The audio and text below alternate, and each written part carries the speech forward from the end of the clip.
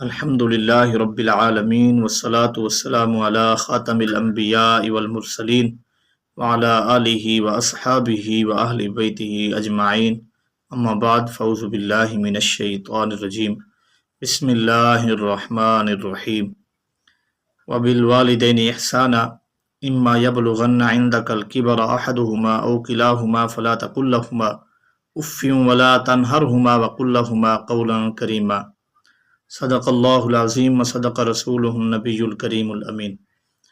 محترم سامعین و ناظرین، آج کا ہمارا موضوع ہے عظمت والدین۔ بغیر کسی تاخیر اور تمہید کے آپ یہ جانتے چلیں کہ خطبے کے بعد میں نے جس آیت مقدسہ کی تلاوت کیا ہے اس میں اسلامی تمدن کا وہ بنیادی ضابطہ بیان کیا گیا ہے جس کے طفیل ہمارا اسلامی معاشرہ اقوام عالم کے درمیان ایک منفرد مقام رکھتا ہے۔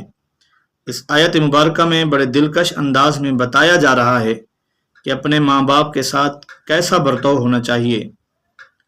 عزیزان ملت، آیت کریمہ میں ماں باپ کے ساتھ حسن سلوک سے پیش آنے کو کہا جا رہا ہے۔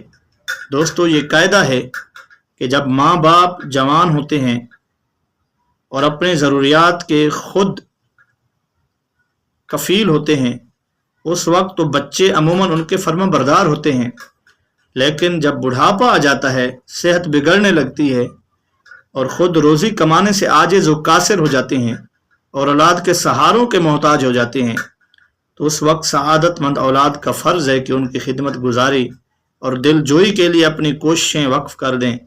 اگر مرض طول پکڑ جائے اور ان کا مزاج چڑچڑا ہونے لگے اور وہ بات بات پر خفا ہونے لگیں تو ان حالات میں بھی ان کی ناز برداری میں کوئی کسر نہ اٹھا رکھے۔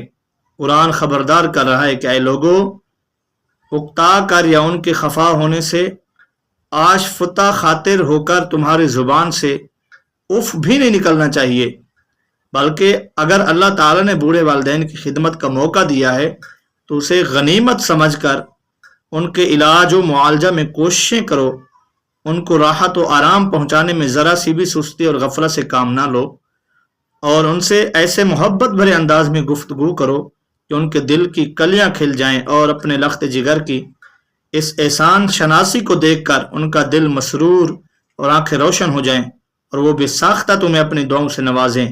اور یاد رکھو، اگر تم اس مقام پر پہنچ گئے تو یہی دعا تمہارے لیے دارین کی سعادتوں کا باب کھول دے گی۔ تو برادران ملت اسلامیہ، اب میں چاہتا ہوں کہ قرآن مقدس کی آیت کریمہ کے بعد آقا دو عالم صلی اللہ تعالیٰ علیہ وسلم کے وہ اقوال بھی پیش کر دوں جن میں والدین کی عظمت کا چرچا کیا گیا ہے۔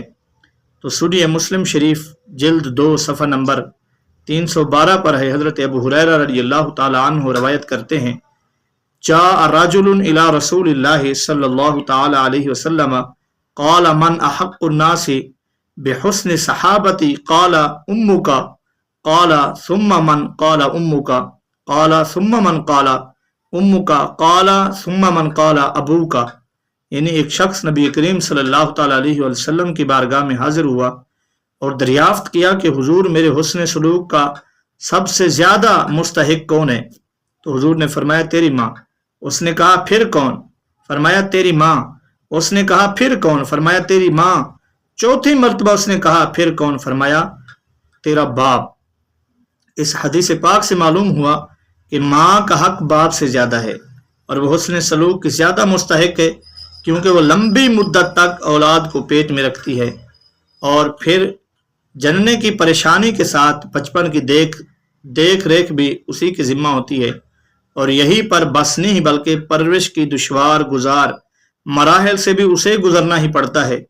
تو اس لیے قرآن و حدیث میں ماں کے مرتبے کو بلند فرمایا گیا، لیکن اس کا یہ مطلب نہیں کہ پوری توجہ صرف ماں کی جانب رہے، بلکہ باپ کے حقوق سے بھی غفلت برتنے لگیں، بلکہ یاد رکھیں کہ یہ وہی باپ ہے جس نے آپ کے آرام و سکون کے لیے در در کی ٹھوکریں کھائیں، جو آپ کی صحت و سلامتی کا خواہش مند رہا، خود پریشانیاں جھیلتا رہا، لیکن آپ کو اپنے سے بہتر کھلانے پہنانے کی فکر کرتا رہا۔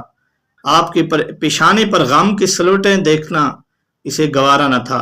دوستو، والد محترم کی عظمت کے تعلق سے بھی آقا کریم علیہ الصلوۃ والسلام کے سنہرے ارشادات موجود ہیں، تو سنیے۔ ابن ماجہ شریف میں ہے، آقا کریم علیہ الصلوۃ والسلام ارشاد فرماتے ہیں، الوالد اوسط ابواب الجنہ، باپ جنت کا بہترین دروازہ ہے، لہٰذا اگر چاہو تو نافرمانی کر کے اسے ضائع کر دو یا اطاعت اور فرما برداری کر کے اسے محفوظ کر لو۔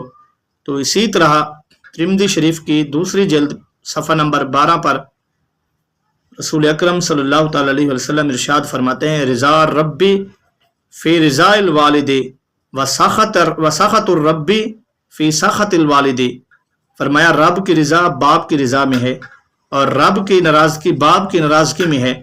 تو حضرات محترم، ان احادیث سے معلوم ہوا کہ باپ کا حق بھی انتہائی اہم ہے اور باپ کی ناراضگی دنیا و آخرت کی رسوائی کا سبب ہے۔